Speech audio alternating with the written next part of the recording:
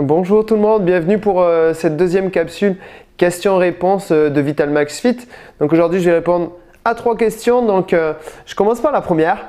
Donc la première, c'est quoi manger après l'entraînement? La dernière fois, on avait répondu avant entraînement.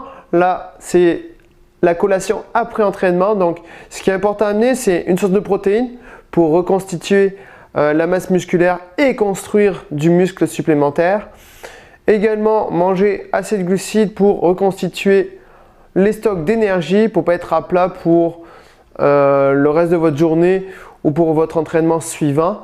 Donc de préférence, prenez une source de glucides qui soit plutôt indice glycémique bas, comme par exemple du pain complet ou par exemple des cerises ou des fraises qui ont un indice glycémique plus bas.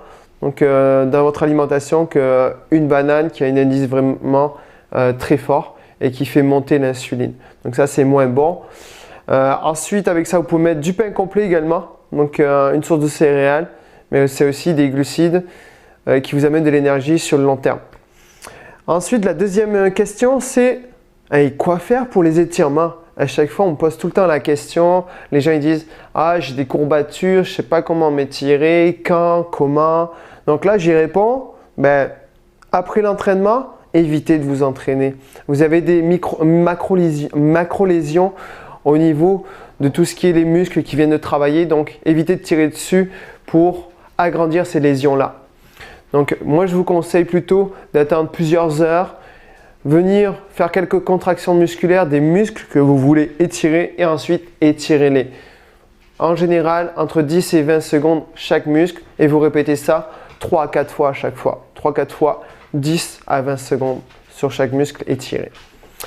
Et ensuite, la troisième question pour terminer aujourd'hui notre capsule, c'est est-ce que je bois suffisamment d'eau? Et si je bois du café et du thé, est-ce que je peux compter ça dans ma ration d'eau quotidienne? Et là, je vais répondre bien sûr que non.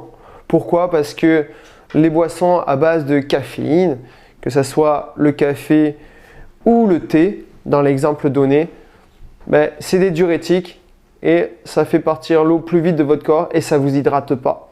Donc, buvez vraiment 8 à 10 verres d'eau par jour. C'est à peu près 2 à 2,5 litres par jour, en plus de vos cafés et de vos thés habituels. Je vous remercie beaucoup pour aujourd'hui et je vous dis à la prochaine vidéo. Bye!